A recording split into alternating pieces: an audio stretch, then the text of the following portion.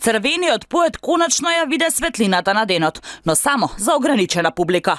6 години откако е снимена, наместо да се емитува на телевизија, серијата се прикажува само во рамки на фестивалот Рацинови средби, токму во родниот град на поетот, Велес. Режисерот Никола Поповски за Алфа вели дека е среќен што серијата ќе биде прикажана, макар и за вака мала публика. Иако, како што вели тој, според договорот со Агенцијата за филм, истата треба да биде прикажана на национална телевизија, што за сега не е направено. Врската од финансирањето на серијата од страна на Агенцијата за филм за нејзино прикажување на телевизија постои и таа мора да биде испочитувана.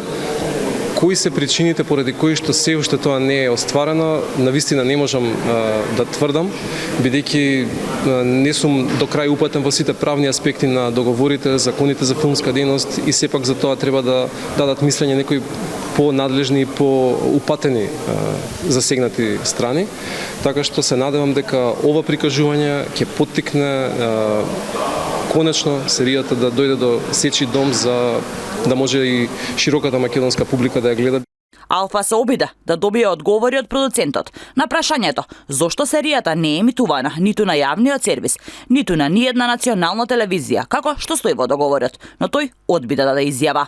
Председателот на Советот на општина Велес, Зоран Љутков, за Алфа вели дека ова не е премиерно прикажување на серијата, туку само јавно прикажување.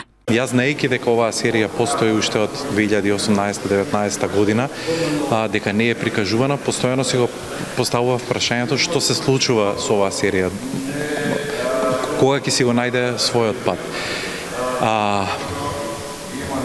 Често разговаравме со продуцентот како да најдеме форма да може тоа да се прикаже, а да нели логично, пошто тој по закон треба да биде прикажана на некоја национална телевизија како премиерно издание. Ова не е премиерно издание на серијата, туку едноставно ова е јавно прикажување на серијата Црвениот поет. На проекцијата присуствуваше и Министерката за култура Бисера Костадиновска-Стојчевска, но таа си замина по завршувањето на првата епизода, иако беа прикажани 3. Инаку, телевизија Алфа неколку пати се обиде да добие право да ја прикажува серијата, токму па сите членови и услови од договорот. Во договорот меѓу продуцентската куќа, Сектор филм и Агенцијата за филм стои. Доколку продуцентот во рок од 3 години од целосната реализација на играната серија не ја емитувал на територијата на Македонија, должен е без надоместок да ја понуди на јавното претпријатие Македонска радиотелевизија, на националните, на регионалните и на локалните телевизии. Иако продуцентот со неемитувањето на серијата го крши договорот, тој и натаму добива проекти од Агенцијата за филм. Инаку серијата посветена на македонскиот револуционер Коча Рацин го чинеше државниот буџет 23 милиони денари. Таа се чуваше во бункер 6 години поред, за конечно да се емитува на фестивалот во Велес, но не и на телевизија. Помеѓу шпекулациите во јавноста, најгласна е она дека серијата системски се цензурира, бидејќи е сместена во Втората светска војна, период во кој Македонија се наоѓа под бугарската фашистичка чизма.